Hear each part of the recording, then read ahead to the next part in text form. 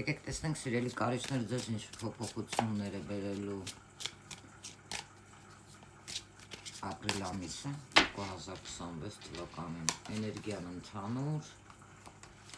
անձնականը կարիճների, գործնականը, ֆինանսները,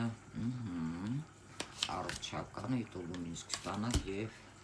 խորհուրդ կարիճներին, լավ է։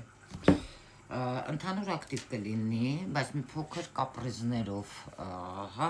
ֆոնը ապրիլ ամսին ձեզ մոտ ու նոր հնարավորություններով, նոր շանսերով, որը կարող է մատուցել ձեզ արարիչը, նոր ծանոթություններ, նոր գաղափարներ, նոր բացվող դռներ ձեր առաջ։ Ինչ վերաբերում է անձնականին, այստեղ հնարավոր է ձեր պարտնյորը ձեզ լացացնի, դավաճանության հետ դա կարող է կապ ունենալ, միգուցե երազներ կան, դա հենց այնպես չի ձեր անհանգստությունը, որ կարող է լինել, այո,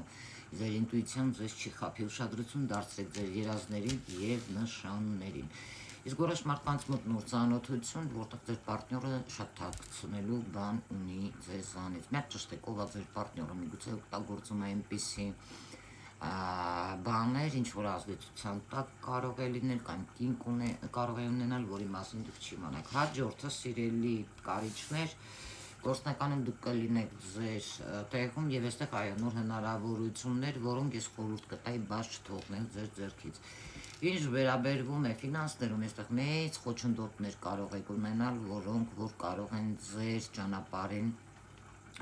խոչընդոտ առաջանալ, որպեսզի դուք կարողանաք